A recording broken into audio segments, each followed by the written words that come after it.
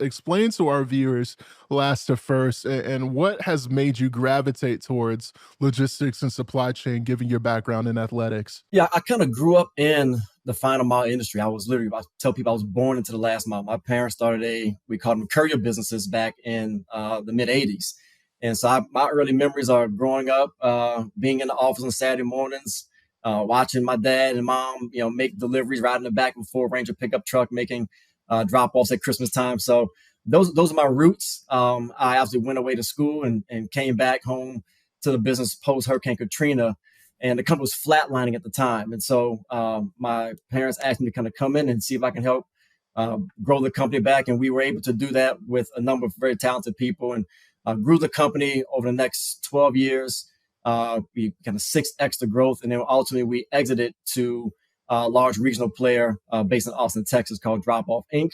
And so along my career path of growing the business, I became the youngest elected and the first African-American president of the CLDA, which is the Customized Logistics and Delivery Industry Association, which represents a large portion of the last mile logistics industry. And so I built up a number of relationships across the country, and have used that network to help my business. And now kind of what I'm doing from a podcast standpoint.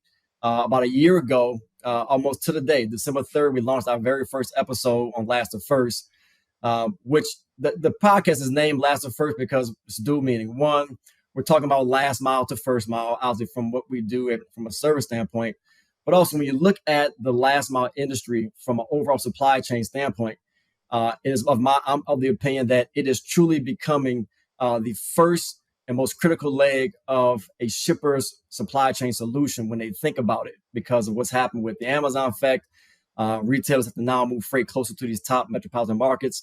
It puts our industry, which was somewhat of a stepchild of supply chain, now in prime position to execute. And so the podcast and what we're doing now is all about elevating it from last in supply chain to now first.